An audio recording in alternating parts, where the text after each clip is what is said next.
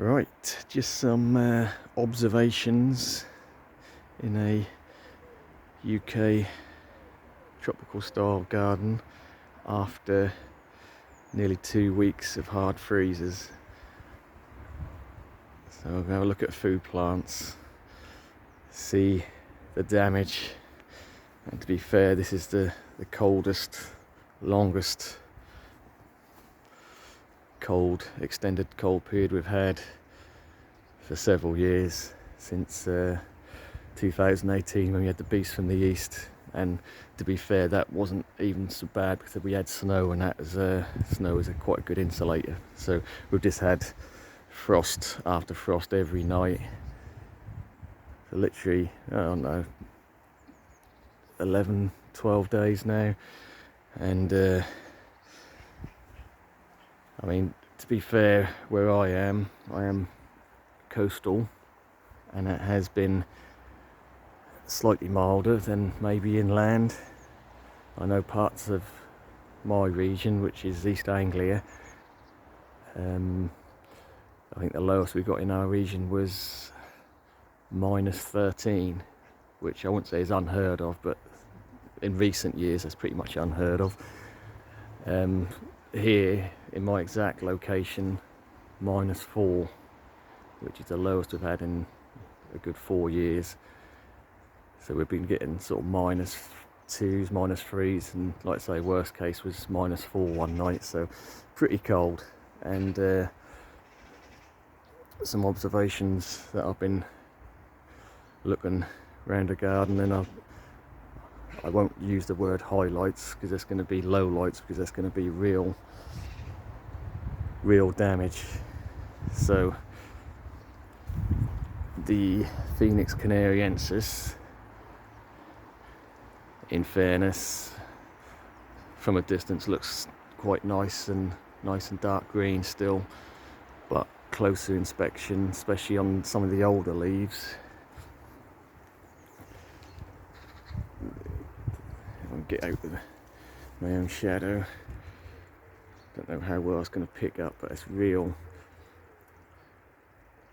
You know, you get the cells retract when you get a freeze, but this is going to be permanent damage, I believe. It's really quite nasty on some of these fronds. This is probably one of the oldest fronds, so this was going to be cut off in the spring anyway, so I'm not too concerned about the lower foliage. That's the newer centre foliage, which is more concerning, but in a way just a little bit further away from that frond we just looked at. This one is not looking too bad at all. It's not really any sort of nothing that's going to look like permanent damage. And looking into the centre, at the very top I can see slight discoloration, but moving into the middle,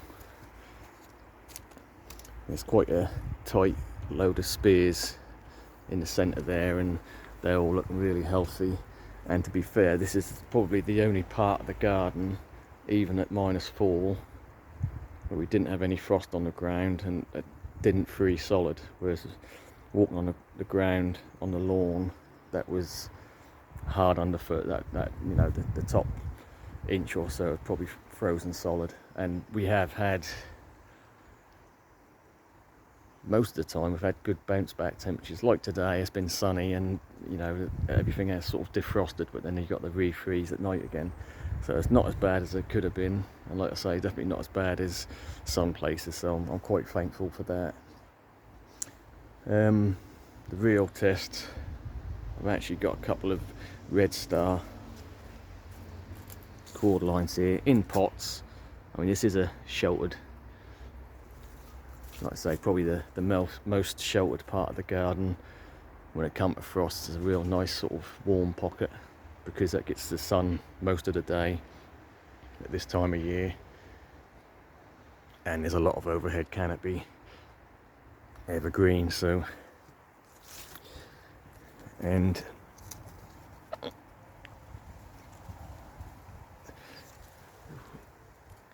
I'm not really seeing any damage on these whatsoever under the canopy there. So these are just ones I've got actually only brought about a week ago. As usual this time of year, you can get these plants sort of quite good price. I mean, these says £8.50, but they're a half price. They're £4.25 for a reasonably big size red star. I think that's quite a good price. So I thought I'd get a couple anyway, because knowing that we've come into this cold period, there may be some damaged plants or even die, so that they might be little fillers. But anyway, so we've looked at the Phoenix canariensis. It's not going to die on me, I know that, but that has taken damage, no doubt about that, albeit to the older, lower fronds, which would have been cut off probably in the spring next year. So not really concerned about that whatsoever. Washingtonia robusta, now this is like the canariensis, sort of a borderline plant in most of the UK, and I'm no exception. This has been out for the last 4 or 5 years. First couple of years was protected, totally unprotected this year and last year. And we know with these, you're always going to get frond damage with a frost. That's something you just have to accept, unless you, I don't know, fleece the fronds, but that's going to be a lot of work, fleecing and unfleecing every time you get a frost, and the chances are they'll probably die back anyway. So not really worth trying to protect the fronds themselves. Obviously you can wrap the trunks or fleece them for short periods. So again, the fronds that are upright still look nice and green, but the fronds that are on a flatter plane, again, took the harshest frosts, and I can see they're starting to bronze off a bit. We've lost a bit of green there, so already starting to die back. And we know with palms you're not going to see the damage straight away, so when you do see damage straight away, you know that's a goner, that frond. But again, one of them palms that you know expect every winter to take damage, and that's no surprise. It is what it is. That will grow back again from the centre, and you'll get 4 or 5 fronds over the summer, and that will start growing again slowly but surely, hopefully. So again, because of the canopy of the leaves, we didn't really get too bad a frost into the crowns and, you know, surrounding soil area. Just out of interest, I don't know if you can see that, we've got a couple of flies. So bearing in mind, we've had -3s and 4s the last couple of nights. I don't know if you can see that on that leaf. I don't want to spook them too much. There's about 4 or 5 flies warming up in the sun there, which don't really see flies this time of year, especially after frost like that. You expect that to kill them off, but there they are, warming up. Right, so let's have a look at some more tender stuff, which is going to show signs of damage.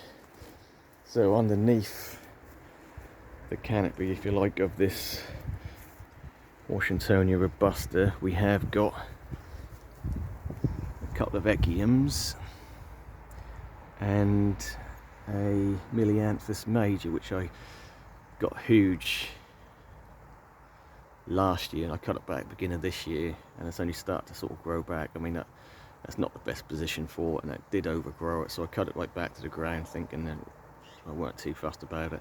It has started to grow back, but then again, that's drooped down, so that might be cut back with the cold weather we've had.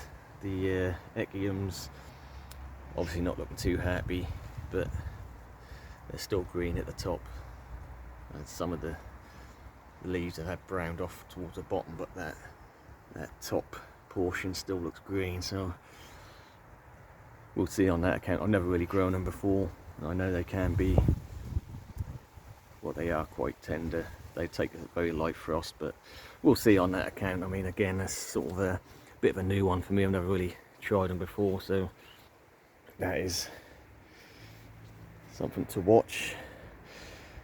Right, I think probably my biggest concern was plant that I really did like and started to look really nice and full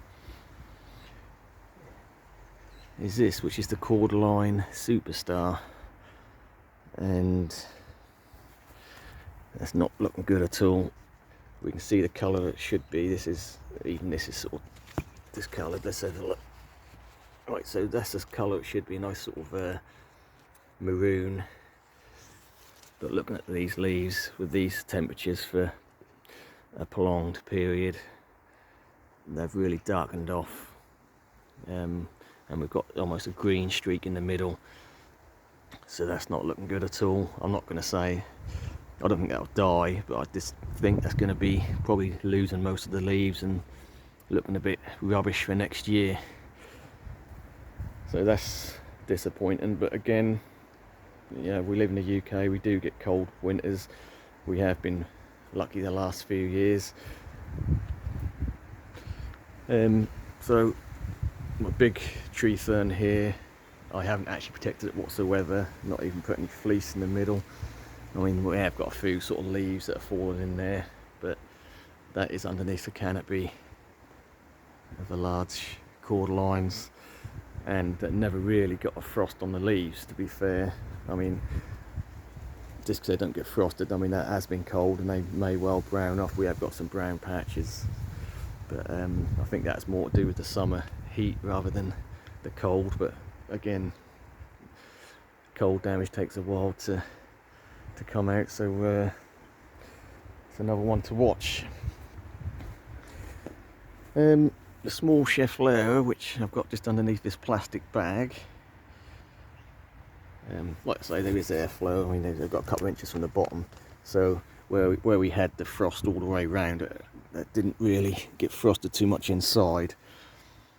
And I did give it a good, all the borders a good mulching a month or so ago, so that's going to help that, just to protect the roots from the hard frost working into the soil and sort of getting them top roots. So hopefully that's insulated them a bit. But looking at the foliage, just, I know it's probably not coming out on camera, but I can see by eye it's not looking too bad. It has drooped down a bit like you expect, but not to the point where I think I'm going to lose any leaves on that, hopefully.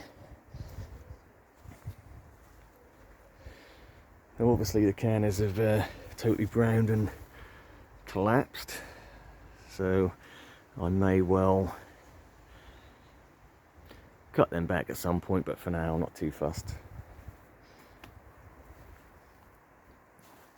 The palm shelters, so these are a real basic, just overhead cover, so it just stops the worst of that frost dropping down into the centre of the palms.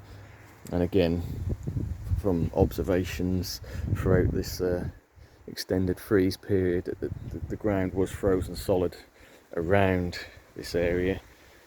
You can almost see, I think we had a little bit of snow or hail or something last night, but again, this area, it's not frozen, whereas just outside it is frozen. So even though it's not going to be particularly that much warmer, it just might just stop that frost from getting a hold and just sort of freezing that soil, because that's a sort of raised bed there. And I'm glad I'd made the effort just to protect these newer palms anyway, because I think the period we've just had could have easily killed them off. Again, with the other new Bootea, we've again, I have left some fronds out just to see how hardy they're going to be, so that these ones are obviously totally exposed because they're outside the shelter itself, but the majority of the plant is underneath, so we're going to use them leaves that are sticking out as a indicator. But to be fair, there's no sort of discoloration, or still bright green. But again, with palms, that sort of damage can take weeks or even into the spring if you get spear pull, and that could show up at a later date. If you get a freeze in that crown itself, then you don't always see that damage until things start to warm up, then the bacteria mold grows, and then you get that spear pull. Like I say, it's not always the end of the plant. I did have spear pull on that. I've said before on the Canariensis, the big Canariensis, we had spear pull on that after the 2018 Beast from the East, and yeah, spear pulled. I thought it might have been a Ghana, but that seemed to have woke it up, and that's really put on a lot of growth since. That's half the size at the time. Another cordyline, which is a bit of a concern, which I knew it probably would be if we had a cold period, is this pink passion, because originally it was, if you watch any of the old videos I've done, basically where this Chamaerops het the star is, that was there, and that was getting a bit too big for this centre area, so I dug it up, put it in a pot, because I know the cordylines are not always easy to move. I mean, that was small enough to move, but I didn't get a good root system on it. That took a while to get established back into the pot, and then I sort of late summer put it in the ground. So that's been under stress, and we can see it is a pink passion, but it's lost a lot of the pink, so that's not a good sign. There's some pink in some of the leaves, but a lot of them, so that's going to be touch and go, so that's another one to watch out for. The bananas, let's go back here. Never had to protect the bananas, and never lost any bananas before, but this morning I felt this, and it felt pretty solid, as in frozen solid. But I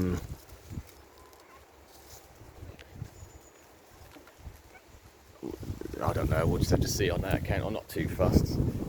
Oh, I do like the bananas, but at the end of the day, I'm not obsessed with them. They can die back to the ground and reshoot. They're sometimes for me more trouble than it's worth, because I am in quite a dry part of the country, and it's a bit of a pain getting them to look nice, and constantly watering them every day in the summer. Yeah, so most things are as to be expected.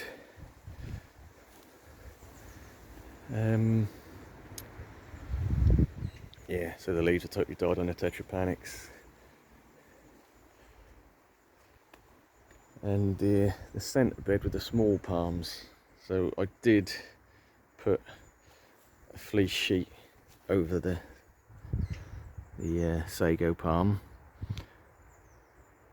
just because it did flush out this year, and I wanted to sort of keep the fronds looking nice, as it were, but I think we are going to get some damage on them. I did leave, actually I was going to cut the old fronds off, but I left the old fronds on, so that is what you know the old fronds look like, with a couple of winters of sort of damage. They do yellow, then brown off, but yeah, the new fronds I can see it's sort of got yellow tips, and it is actually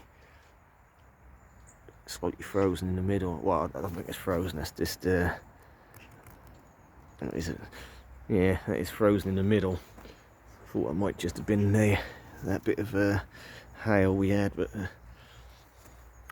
that has, so hopefully today is gonna thaw that out, because that being frozen like that is in there for a long period, that could kill that plant off. But I could have gone to more measures and built something over this, or wrapped it up, you know, entirely in fleece. What I done, literally just got a bit of double layer of fleece cloth and laid over the top. I'm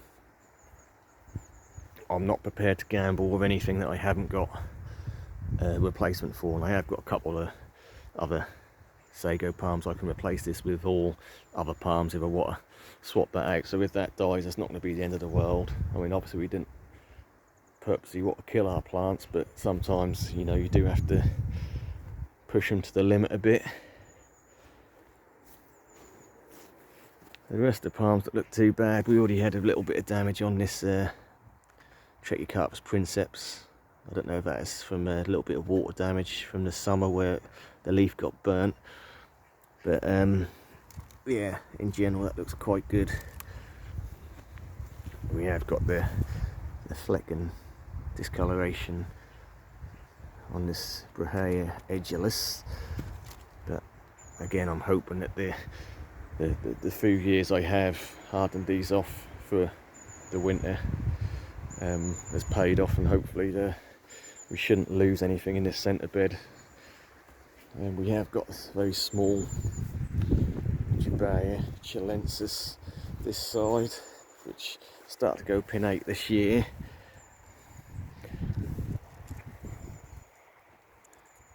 And even at that small size, I expect that to be hardy. Not too concerned. Obviously, we've got the purple eucomis in the middle, that was already starting to die off anyway, but now it's frozen and defrosted a few times. That'll just mush up, and we'll leave that. That'll be gone by the spring.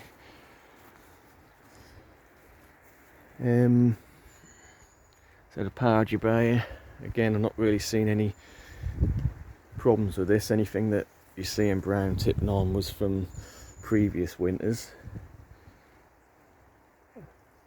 Again, you're not going to see any real brown tipping or real damage for another couple of months, sometimes on palms. So as far as I can see it at this stage, it's looking good. And to be honest, this shelter, it always amazes me when you've got an open shelter like this, where it's just walled in at 3 points and we've got an open side, and still my hand on the outside and I can feel a huge difference in temperature just out of that wind, and with the sort of greenhouse effect. Even though, like I say, this side is open, I can feel a drastic temperature difference between here and out there. So again, a real basic shelter can make a difference between a plant living and dying.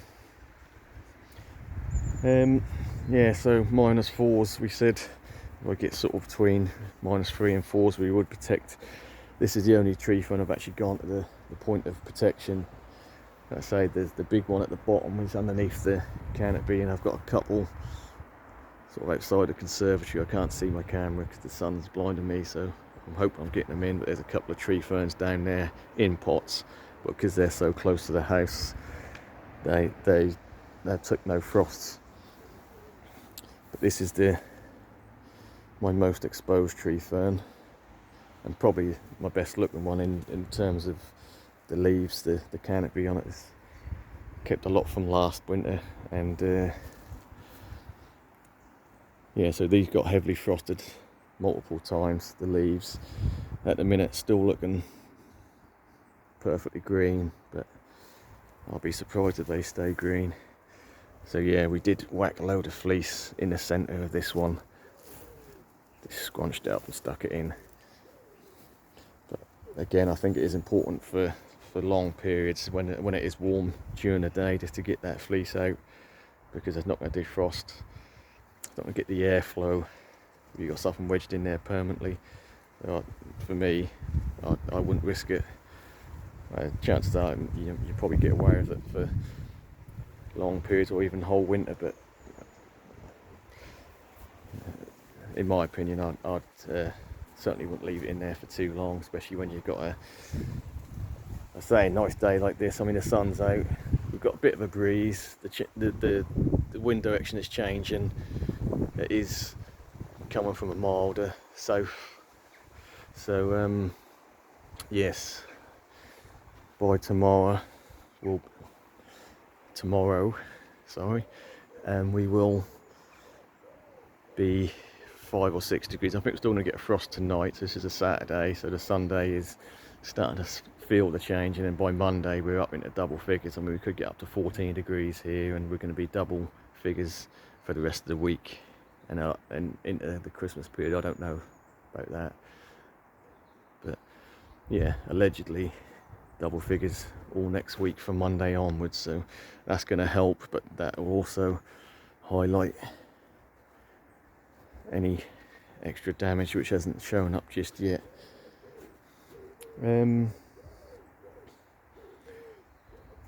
Yeah, I think I've shown you the worst case scenario of a lot of these plants. That one that I have sort of not really done any updates on for a while is the cordline indivisor, which is actually tucked away in here. It is, now we can see there we've got a Fatsia. This is the variegated form of the standard, and we're starting to get a bit of damage on some of the leaves. It is a very small plant, and we can see there's a lot of discoloration on the leaf on that, so we are going to lose some leaves. But the indivisor itself, cordline indivisor, this is might be touch and go. I mean, luckily we have got a bit of floppage from one of the canners, which has sort of protected the crown of it, and we have got one of these bear's breeches sort of grown around it as well, which, to be fair, still looks green, but it's gone right floppy. But yeah, the indivisor itself, the leaves look actually all right, but again, we'll see on that one.